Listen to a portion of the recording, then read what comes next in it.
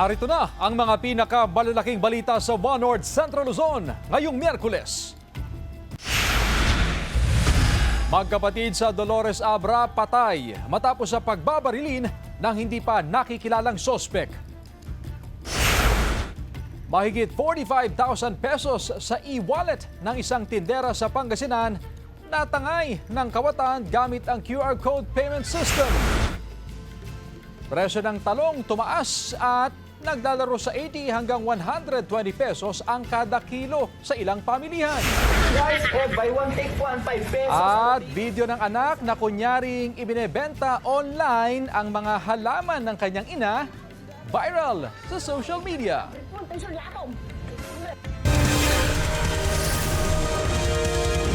Ito ang GMA Regional TV, One North Central Luzon. Magandang hapon, ako si Chris Zuniga.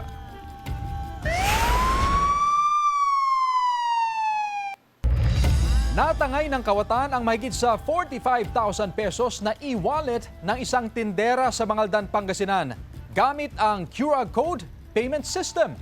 Nakatutok, Sandy Salvacio.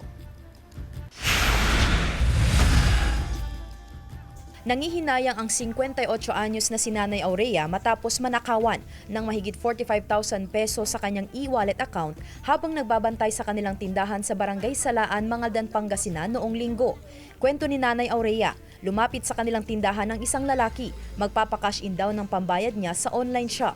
Nagpakita raw ang lalaki ng screenshot ng QR code at doon nagbayad ng 220 pesos. Umalis din ang lalaki pero makalipas ang ilang minuto, bumalik sa tindahan dahil kulang daw ang naibayad niyang pera. Sa ikatlong balik ng lalaki, dito na kinabahan si Nanay Aurea. Nung nagduda ako, sabi nga, nung umalis, sabi ko, ay Michelle, tingnan mo nga yung tao kung saan pumunta, kako. Nung tiningnan namin, ay sus, tumakbo na, ay Diyos ko, Michelle, na-scam ako. Sabi ko, nung itatransfer ko na yung pera, na 45 sa account ng anak ko, wala na, naunahan na ako. 3 beses na nagpa-scan ng QR code ang lalaki. Ang hindi alam ni Nanay, unti-unti na palang nauubos ang laman ng kanyang e-wallet. Mahirap din nun, ang hirap-hirap ng kumita ng pera. Halos hindi ako matulog para kumita ng pera, tapos ganun-ganun lang mangyayari. Sabi ko, Diyos ko, wala silang awa. Inireport nila agad sa PNP ang insidente. Sa kuha ng CCTV, nakita ang plate number ng sasakyan na ginamit ng sospek. Na-trace ng Land Transportation Office ang sasakyan at kasalukuyang nagkikipag-ugnayan sa PNP upang matunton ng sospek. Para kay Nanay Aurea, malaking aral daw ito sa kanya na laging kumpirmahin ang mga impormasyon bago makipagtransaksyon online. Payo ng Pangasinan Provincial Cyber Response Team ng PNP, huwag basta-bastang mag-scan ng QR code lalo na kung hindi tiyak kung saan at kanino ito galing. Dapat ipakita nila mismo na doon nila i-generate mismo sa store mismo na makita mismo ng tindera ng store. Mas maganda, iwas-iwasan na lang yung number na lang talaga. Kasama si Daryl Peralta, Sandy Salvacio, One North Central Luzon. Kalsada sa bahagi ng Mayombo Perez Junction sa Dagupan City na simento na. Yan ang balitang tinutukan live ni Jasmine Gabriel Galban. Jasmine? Chris, sa ngayon nga ay tuloy-tuloy pa rin ang rehabilitasyon sa ilang kalsada sa lungsod ng Dagupan. At sa mga oras nga na ito ay nasa curing period na o curing stage na ang bahagi ng Mayombo MH Del Pilar Perez Corner. Ganito ang sitwasyon ng mga dumadaang sasakyan sa Mayombo MH Del Pilar Perez Junction noong nakaraang taon. Hindi pa kasi natatapos ang rampa ng kalsada noon, kaya pahirapan ng pagdaan ng mga sasakyan, lalo na ang mga tricycle. Madalas daw mabalahaw ang tricycle ni Alvin sa bahagi ng kalsada, lalo na kung may baha. 3 beses na nga raw siya nagpalit ng side wheel bearing ng ipinapasada niyang tricycle. Hirap ma'am, mag-akyat. Hirap mag-akyat. Mabering ka pa ma'am. Mabalaw. Kaya yung mga bato ma'am, kaya hindi kami makyat sa tubig pa pag minsan. Ngayon, tuluyan ang naayos ng kalsada. Malaking ginhawa na raw ito sa mga motorista dahil nagagamit na rin ang parehong linya nito. Nasemento na rin ang natitirang 2 linya na nakatakdang buksan sa huling linggo nitong buwan. Malaking bagay po yung traffic flow nun kasi po dati po nung hindi pa po tapos yun is sa bawat lane po is tig-isa lang po yung daanan ng mga motorista po natin. Ngayon po i-intend na lang po natin na matapos yung curing period niya at mabubuksan at babalik na po sa 4-lane yung ramp na yun. Ayon sa Poso, matagal na sanang naayos o nasemento ang kalsada pero naantala dahil sa pag-uulan at pagbaha noong nakaraang taon. Bukod sa Mayombo MH del Pilar Perez Junction area, ay sunod na rin aayusin o sementuhin ang iba pang intersection sa lungsod, gaya ng Gilig Extension. Hinihintay na lang din na matapos sa iba pang road elevation project bago buksan sa mga motorista. Chris, sa mga oras nga na ito ay tuloy-tuloy ang usad ng mga sasakyan o maayos ang traffic flow. Dito nga sa may bahagi ng Mayombo MH del Pilar Perez Corner. Bagamat 2 lanes lamang, Chris, yung open sa mga motorista, yan naman ay 2-way. At habang nasa curing stage nga, yung another 2 lanes. May mga nakabantay, Chris, ng mga traffic enforcer from Poso para matiyak na hindi magkaroon ng traffic build-up sa bahagi na ito ng kalsada. Samantala, Chris, bukod dito sa may Mayombo MH del Pilar Perez Corner ay tuloy-tuloy din naman yung usad ng sasakyan sa bahagi naman ng Arellano, ganun din sa may A.B. Fernandez Avenue at maging sa may A.B. Fernandez East. Bukod sa Public Order and Safety Office ay katuwang din nila ang mga pulis mula sa DCPO na nagmamando ng trapiko sa mga pangunahing kalsada sa lungsod ng Dagupan. Chris? Maraming salamat, Jasmine Gabriel Galban.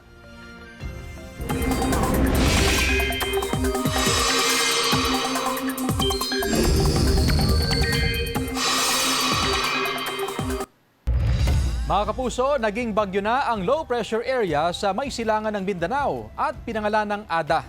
Ang unang bagyo ng 2026. Huling namata ng sentro ng bagyong Ada sa layong 635 kilometers silangan ng Hinatuan, Surigao del Sur. As of 11 a.m., nakataas ang wind signal number 1 sa Northern Samar, Samar, Eastern Samar, Dinagat Islands, Surigao del Norte at Surigao del Sur. Ayon sa Pag-asa, posibleng lumapit o tumama ang bagyong Ada sa Eastern Visayas sa Biyernes o Sabado ng umaga. Sunod ditong tutumbukin ang ilang bahagi ng Bicol Region, partikular sa Catanduanes. Dahil sa mga kaulapang dala ng bagyong Ada, Amihan at Easterlies, makakaranas ng pag-uulan ang ilang bahagi ng bansa. Sa datos ng Metro Weather, may tsansa ng kalat-kalat na ulan sa Cordillera Administrative Region, Cagayan, Isabela, Quirino at Aurora. Posible ang ulan sa iba pang bahagi ng bansa. Samantala, sapat ang supply ng talong sa Villasis, Pangasinan para sa pagdiriwang ng Talong Festival 2026 ayon sa LGU. Ang detalye sa report ni CJ Turida. Bumaba ang produksyon ng talong sa unang buwan ng 2026 sa Villasis, Pangasinan na tinaguriang Vegetable Bowl ng Pangasinan. Mas marami raw kasi ang nagtanim ng mais kaysa sa talong. Previous years, nasa 300, 400 kami. May hectares. Ngayon, nasa more or less nasa 80 to 100 siguro. Nag-shift sila sa ibang crops muna. Sa kabila nito, hindi naman daw apektado ang supply ng talong sa pagdiriwang ng Talong Festival sa bayan. Gaganapin ang Talong Festival sa Biyernes kung saan inaabangan ang pinakbet sa kawa at Talong Cook Fest na tampok sa selebrasyon. Ang magsasakang si Mang Romeo, 2 hektarya lang ang kanyang tinamnan mula sa dating 3 hektarya. Bukod sa mataas na puhunan sa pagtatanim ng talong kumpara sa mais, may mga lupa rin daw na naging acidic at hindi na kayang bumuhay ng anumang gulay. Hayaan lang, mag-spray ka lang ng yan, yung pamateda mo. Hayaan mo lang, patubig, pataba lang, pwede na. Nasa 80 to 120 pesos per kilo naman ang presyo ng talong sa merkado. Depende sa laki. Pero yung productivity per hectare, same pa rin naman po. Kasi nag-average tayo ng 20 to 25 metric tons per hectare. Kasama si Ron Taniedo, CJ Torida, One North Central Luzon.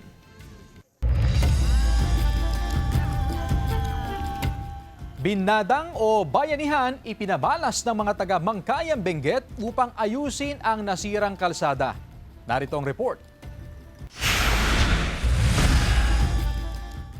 Buhay na buhay pa ang kultura ng bayanihan sa Mangkayan, Benguet. Bayanihan o kung tawagin ay binadang sa mga taga-Cordillera. Sa video na ito makikitang nagsama-sama ang mga residente, small-scale miners at mga otoridad upang ayusin ang bahagi ng Kulalo Road na nasira ng Bagyong Uwan noong nakaraang taon. Voluntaryo at walang atubiling nagtrabaho ang mga residente upang ayusin at lagyan ng riprap ang gumuhong bahagi ng kalsada. Sila rin daw ang makikinabang dahil kung wala ang daan, apektado ang kanilang kabuhayan. Actually ma'am, ito yung Cervantes Mangkayan Road, ito yung National Road. Pangatlong site na ito eh. Ang first, yung Lower Kulalo, nung nag-close ito, nung panahon kasagsagan ng bagyo. Mahigit isang linggo nang nagbabayanihan ang mga residente. Nagtungo pa sila sa Kilometer 3 upang ayusin ang nasirang bahagi ng kalsada na magdurugtong sa Benguet at Ilocos Sur. Tumulong din ang iba pang individual at organisasyon na nagkaloob ng mga materyales, pagkain at nagbahagi ng mga heavy equipment para sa mga mabibigat na trabaho. Yan nga yung pinagpapasalamat natin sa ating mga kababayan at nagboluntaryo naman sila para maayos itong kalsada namin. Inaasahang matatapos ang pag-aayos sa Kilometer 3 sa loob ng 3 araw. Higit sa material na tulong ang ipinamalas na pagkakaisa kung saan patunay na buhay na buhay pa rin ang kultura ng bayanihan sa Mangkayan. Sandy Salvacio,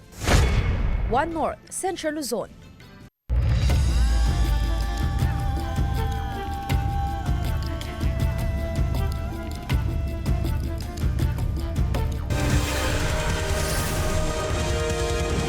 Ito ang GMA Regional TV, One North Central Luzon.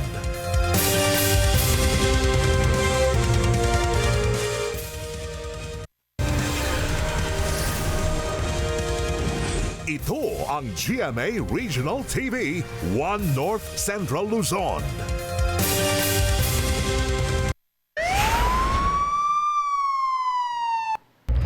Patay ang magkapatid na edad 29 at 25 matapos sa pagbabarilin sa sitio Nagtupakan, Barangay Isit, Dolores Abra, gabi noong Miyerkules. Tama ng bala ng baril sa muka ang tinamo ng dalawang biktima. Galing sa isang lamay ang magkapatid at pauwi na sana sakay ng motorsiklo nang mangyari ang insidente. Na-recover sa pinangyarihan ng krimen ang siyam na basyo ng hindi pa tukoy na kalibre ng baril. Patuloy ang investigasyon ng pulisya upang matukoy ang motibo at kung sino ang responsable sa krimen. Sinusubukan pa ng GMA Regional TV One North Central Luzon na makunan ng pahayag ang pamilya ng mga biktima.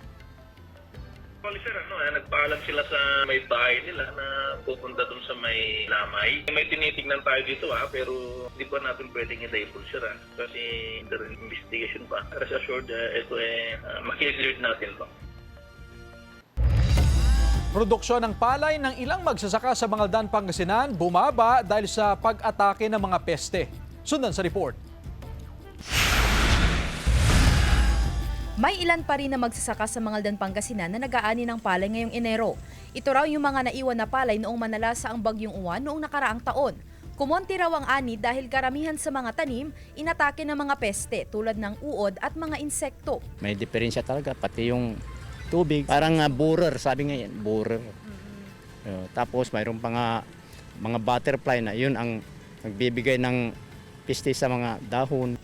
Malaki raw ang lugi ng mga magsasaka noong nakaraang taon, kaya sinusubukan nilang maisalba ang natitira pa nilang mga pananim. Batid ng Municipal Agriculture Office ang problema ng mga magsasaka. Isa rin na dahilan, maaaring yung nagbaha. Pero yung sa peste, i-validate din namin kung yun ba talaga yung naging rason nung pagkakabawas nung ani nila. Mag-report lang po sila sa office para alam din namin kung paano tayo mag-intervene sa kanila. At dahil simula na naman ang panibagong cropping season, problema rin ng mga magsasaka ang hindi pa humuhupang baha sa mga palayan. Kumuha kami ng mga binhi, may binigay din ng agriculture na binhi. Yun, iyan ang sinabi na. Para sa palaranan na. Pag hindi mag-subside ang tubig, iitim yung puno ng palay. Magkakaroon ng peste. Ang ilang isinaboy na binhi, kinain naman ng mga pesting kuhol. Kaya't muling naglagay ng insecticide ang mga magsasaka bago muling maglagay ng binhi. Nangako ang lokal na pamahalaan na tutulong sa mga magsasaka alinsunod sa programa ng Department of Agriculture. Kasama si Daryl Peralta, Sandy Salvacio, One North, Central Luzon. Samantala, inaprobahan ng Department of Agriculture ang plano ng Sugar Regulatory Administration na mag-export ng 100,000 metric tons ng asukal sa Amerika. Ayon kay SRA Administrator Pablo Luis Azcona, layunin nitong mabawasan ang sobrang supply ng asukal sa bansa para hindi masyadong bumagsak ang presyo nito. Nitong nakaraang anihan, 130,000 metric tons ang nadagdag sa lokal na supply ng asukal sa bansa. Pinalawig din ng DA hanggang Disyembre ang import ban sa asukal. 2 beses kada araw na koleksyon ng basura sa Malimgas Public Market isinasagawa para hindi maipon at mangamoy. Narito ang report. Mag-aalas 9 kaninang umaga, wala na halos makitang basura sa dropping area ng Malimgas Public Market. Nakolekta na ang mga basura. Nakaschedule sa umaga at hapon ang garbage collection para matiyak na hindi maiipon at mangangamoy ang basura sa pamilihan. Bahagya na rin bumaba ang volume ng basura sa pamilihan matapos ang holiday season. Mula sa dating mahigit 3 truck na nakokolekta ng Waste Management Division kada araw, ngayon halos hindi na mapuno ang 2 truck sa loob ng isang araw. Kanila invitation na mag-segregate lalo na ngayon para maibsan naman yung problema natin sa paghakot ng mga basura. Wala raw masyado itinatapon na basura ang negosyanteng si Rowena. Ang mga reject o nabubulok ng mga paninda niyang gulay, hinihingi na rin ng kanyang mga suki para ipakain sa alagang baboy. Mga plastic daw na pinaglalagyan ng panindang gulay ang kadalasan nilang itinatapon. 2 beses kumuha ang truck, kaya malinis yung lagayan ng basurahan. Nilalagay namin sa plastic kasi may inspector naman dyan lang lagi. Oo, magagalit yun pag tatapon mo na lang basta. Kailangan nakasako, nakaplastic. Regular ang pag-iikot ng mga garbage inspector para matiyak na sumusunod sa proper waste disposal ang mga negosyante. Kasama si Henry Dominsil, Jasmine Gabriel Galban, One North Central Luzon. Nagdulot ng pangamba sa mga residente ng Sitio La Paz, Barangay Alasitan sa bayan ng Pamplona, Cagayan ang nakitang pinaniniwalaang rocket debris sa baybaying bahagi ng lugar. Ayon sa video uploader na si Jonah Ursua Torres, hapon noong Lunes, nakita niyang kanyang kapatid ang mga naturang debris. Sa video, kita ang mga letrang CHN na nakasulat sa debris. Sa isinagawang assessment ng otoridad, walang na-detect na radiation content ang debris at inalis na rin ito sa tabi ng dagat at dinala sa Coast Guard Station sa bayan ng Apari, Cagayan para sa investigasyon at nararapat na disposisyon. 24/7 monitoring sa kada sitio, target sa Barangay Nalsan, Calasiao, Pangasinan sa tulong ng mga CCTV unit. Ang detalye sa report. 24/7 na ang monitoring na pinapatupad ng otoridad sa lahat ng sitio sa Barangay Nalsan, Calasiao, Pangasinan. Hindi na pahirapan ang monitoring sa tulong ng mga CCTV camera na kinabit sa lahat ng entry at exit point ng bawat sitio. Makikita na rito ang lahat ng pumapasok o lumalabas sa lugar. Malaking tulong daw ang mga ito sa pagresolba ng kaso sakaling may mga insidente o krimen na mangyari sa barangay. Para mamonitor namin lahat ng mga sitio namin kasi gaya nga nang nangyari, ang daming nakawan. Kaya lahat ng sitio namin may bawat bungad, tsaka sa looban may CCTV para at least makita namin kung anong nangyayari sa barangay namin. Malaking tulong din daw ang mga CCTV camera tuwing may kalamidad. Mabilis na malalaman kung saan ang mga binabahang lugar at nangangailangan ng tulong. Pero sa kabila ng pagkakaroon ng sapat na bilang ng CCTV, ay patuloy pa rin daw ang pag-ikot ng mga opisyal ng barangay. Tapos kahit na may CCTV pa rin kami, continuous pa rin yung pag-iikot namin, pagruronda. Mas okay lang yun para pag may mga loko-loko di makikita doon. Mula sa dating 20 CCTV camera, umabot na ngayon sa mahigit 40. Plano ng Barangay Council na magdagdag ng 5 pang unit. Kasama si Henry Dominsil, Jasmine Gabriel Galban, One North Central Luzon. Ito ang GMA Regional TV, One North Central Luzon.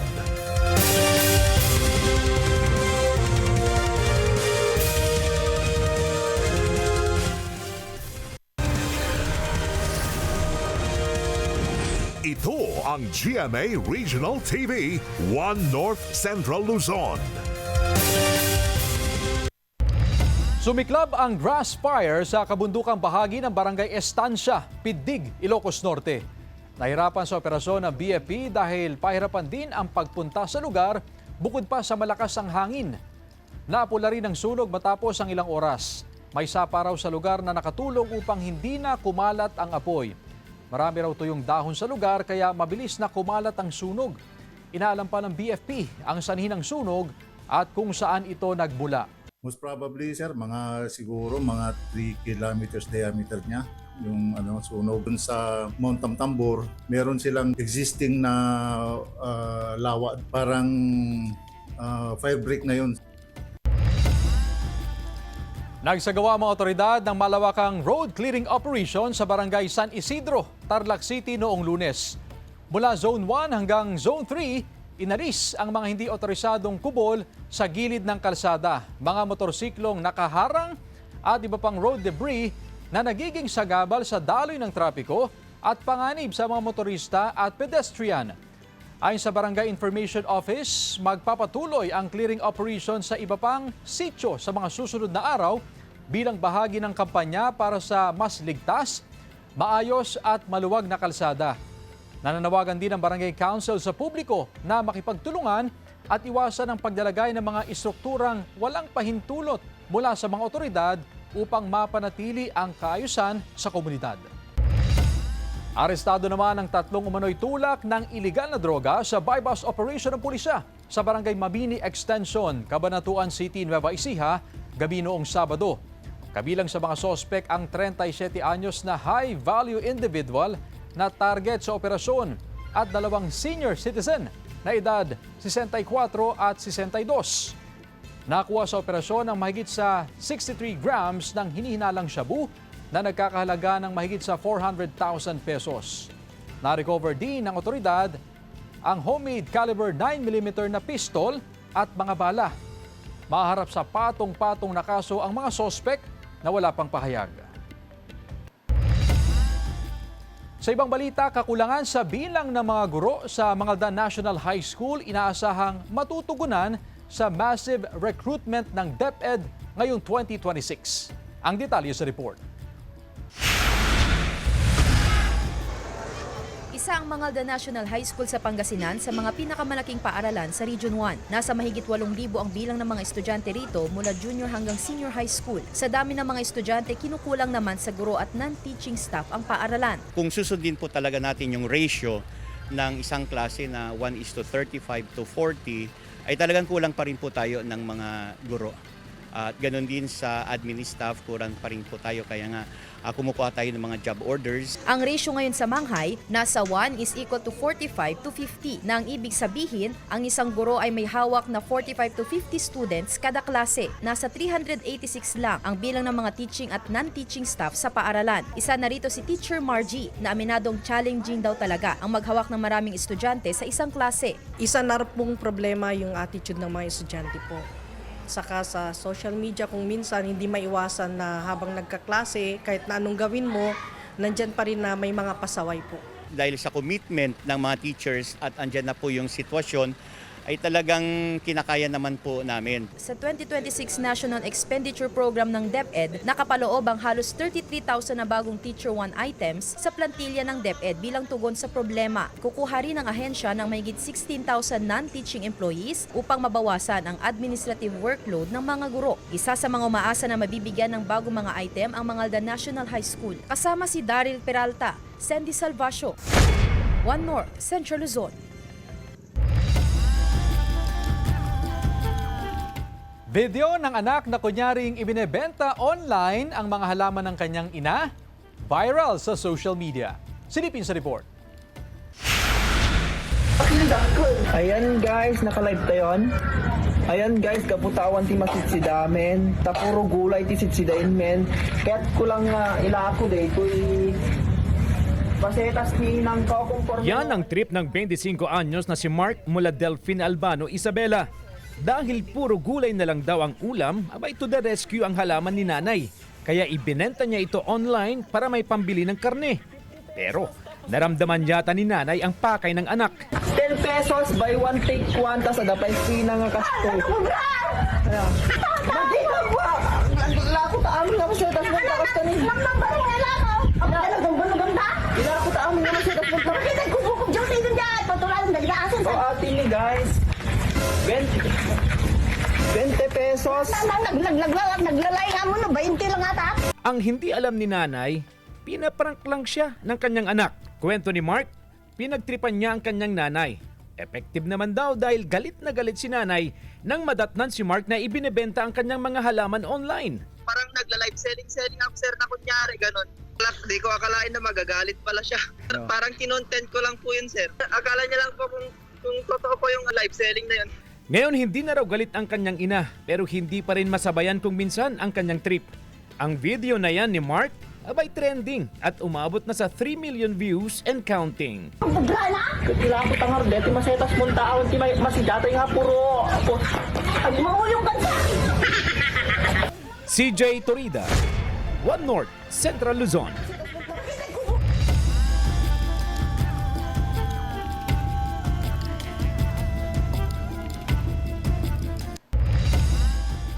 Samantala, mapapanood niyo po ang episode na ito at iba pang pinakahuling lokal na balita sa official website ng GMA Regional TV, www.gmaregionaltv.com.